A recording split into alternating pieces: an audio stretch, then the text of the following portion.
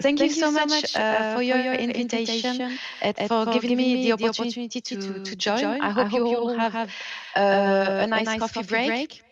I'm very sorry that I couldn't be with you today in Lithuania. But again, thank you for giving me the opportunity still to step in and to share some views on innovation and agriculture. Uh, so I'm Marie-Christine Le Gall. I'm the French attaché at the French Embassy in Warsaw, but I'm also in charge of Baltic states and Hungary. I would like today to speak about innovation, but also how to finance innovation, because we already said today that innovation is key for the future of agriculture and to tackle all the challenge that we will face in the future, like climate change. But one has to finance it. And sometimes when you're an isolated farmer, you may have some ideas to improve, but it's complicated for you to get funds, to convince banks. So cooperatives and farmers organization may be a good way for them to get those innovation. So what we speak when we say cooperative, how we see that in France. So it's quite an old model. We built cooperatives model in 1947. Um, but it's still very actual. It might seem to be a past solution, but this solution from the past might actually help us to tackle the challenges we will face tomorrow, because it's still very actual. In a nutshell, so that we all speak about the same thing, what do we think about when we say a cooperative in France? It's a company which is set by several people. Many people, several people. It can be small to very large size. I will present you some success stories after. It can have several types of organization. Membership are voluntary and open to everyone, to every farmer. Not regarding your size, you can join a cooperative.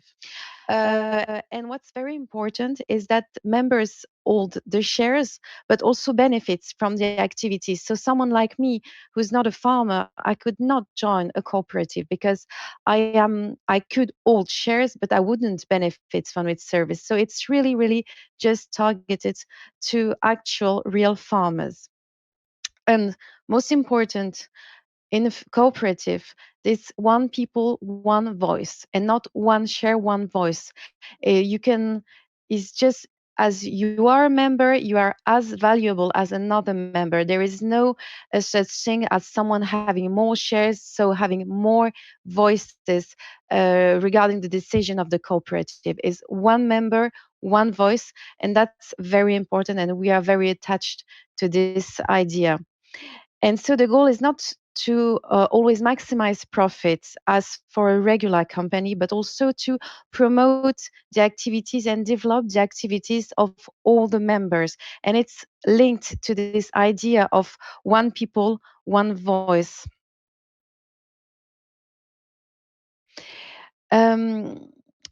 Also, it's a quite an interesting example of companies, because it's a company that is exempted from corporation taxes, and everything is made to avoid speculation and to protect the model and to protect the farmers from outside investors. So, for example, if you end a cooperatives, the remaining assets, the remaining accounts are not shared within members, but are transferred to other cooperatives or other organizations involved in agriculture. And also, if you transfer your share, you won't get any more money. It's reimbursed based on face value. So it's very important to stress that it's not a company about speculation. It's a company that is owned by farmers, for farmers, and that it's not open to other types of investment.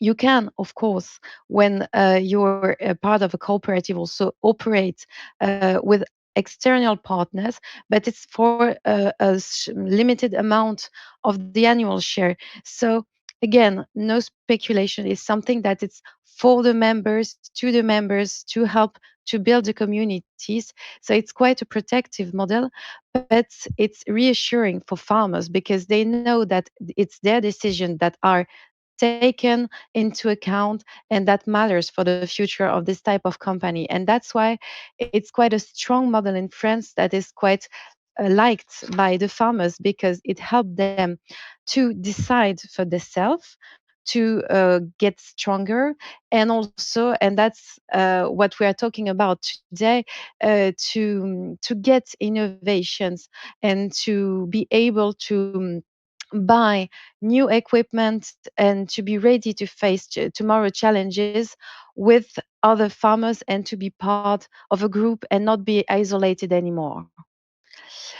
In France, cooperatives are actually major players. So, as I said, it's something that is quite old but still very actual.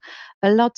It's a nowadays solution. A lot of farmers are part of it. So, as I stressed in this slide, around 3 farmers out of 4 in France are member of a cooperative. So it shows that it's something that is very interesting for farmers. We have a lot of cooperatives, so over 2,000 in France, and there are several sizes. There are very small cooperatives in small villages that operate on very, very small local scale, and international cooperatives with sales over 1.5 billion euros. So you see, it's something that could fit to a lot of situation and fit with a lot of farmers.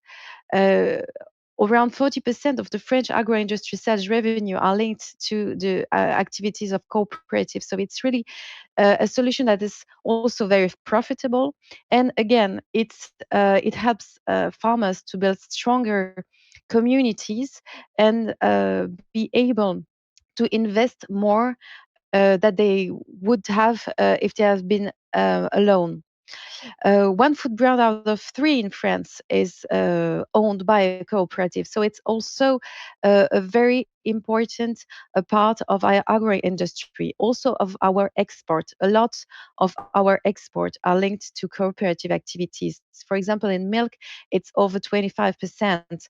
That is linked to cooperative activities.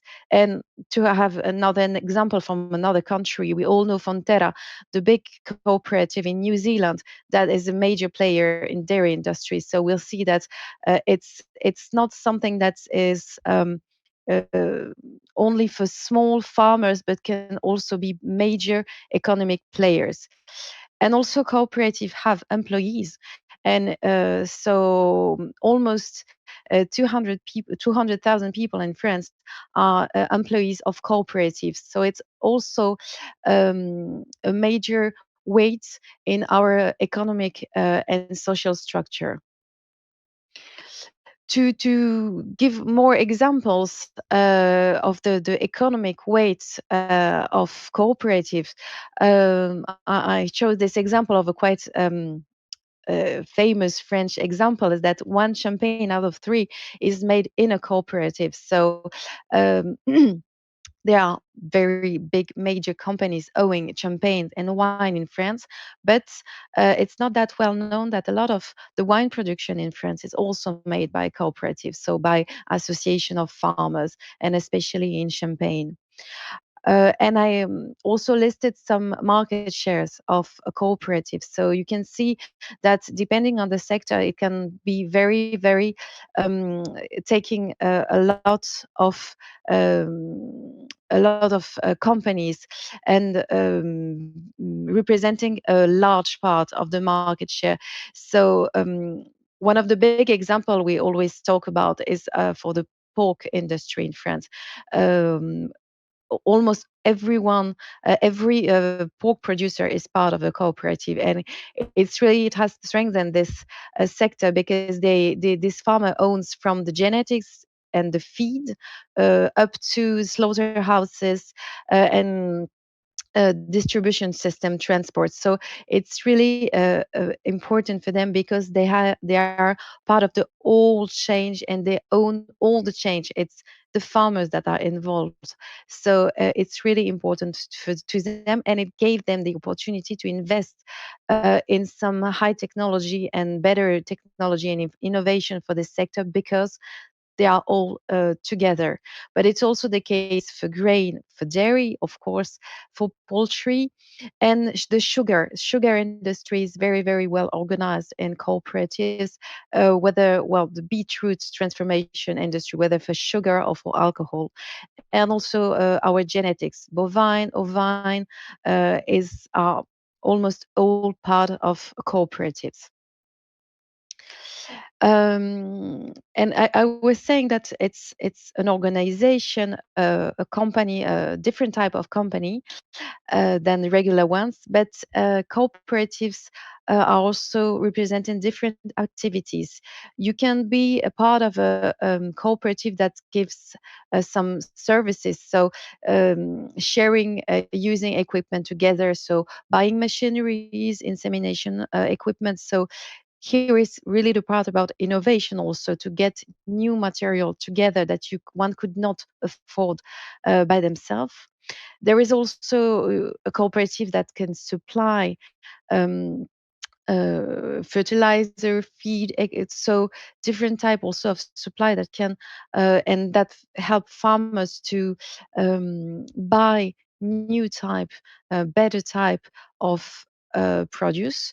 And the biggest one are collection and sales cooperatives. So you produce and you deliver to your cooperatives your product that are sold through these cooperatives. And as I said at the beginning, you get money at the end of the year. Well, there's the prices for your product, and also you can get some shares at the end of the year, depending on your the activities you provide for the cooperatives. But a lot of them are carrying out several type of activities. It can be services, collection, supply. It's depending on the demand also because it's something that built by the farmers. So it sticks to their needs and to what's the most interesting for them. And I wanted to stress an example that we called Kuma, which is a type of cooperatives for the use of agricultural equipment. So really about innovation and what we are speaking about today. So the idea is to combine farmers' resources to buy equipment, to be together, also to go to banks, to have access to more fundings, also to more fundings through the CAP. So in France, over 1 out of 2 farmers are part of the CUMA because it's the easiest way to get new equipment and to get access to more innovative equipment. So as I mentioned in the slide there, you it's not you don't have to have a very big structure. On average, there are 23 members in a CUMA, so it can be quite small. Um, but at the end, we have over 450 million euros of global investment, and it's seen by farmers as a good way to get new equipment and to share costs and to have access to things they couldn't afford by themselves.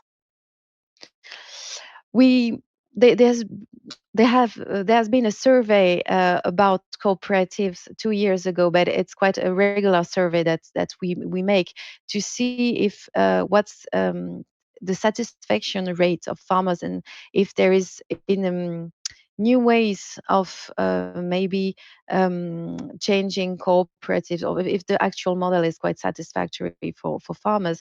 And well, as you see, almost 80% uh, of farmers said that it's a good it's a way to meet tomorrow challenges. So it's, as I said, something that's quite old. Cooperatives are old ladies, but still are meeting tomorrow's challenges, and we are very proud of that because it's something that is evolving every year thanks to farmers' involvement.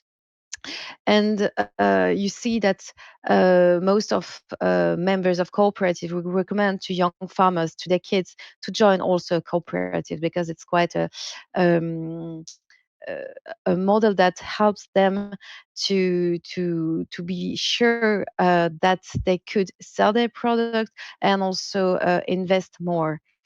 And also employees are quite satisfied to work for cooperatives. So it's quite a friendly environment for work, and also for farmers to be stronger together. That's something that's it's quite a motto for cooperatives, saying that everyone counts, because it's one man, one farmer, one voice, and also that you can meet tomorrow's challenges because you are together. You are sharing ideas, and also sharing um, your investments, and that helps to build stronger sectors.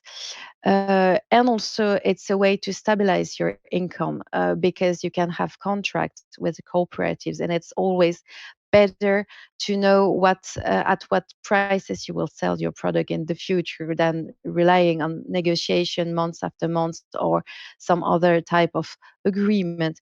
So it's quite a good solution for small scale farming, and also for bigger scale farming, to get access to fundings, and to be able to innovate, and to get the equipment they need for tomorrow, for every sector. As I said, really, from sugar to wine to genetics, it's something that there are always a solution that could meet the expectations from all the sectors. And so, thank you very much for listening to me today. Again, thank you for this invitation. I'm very happy to be here today, and at you.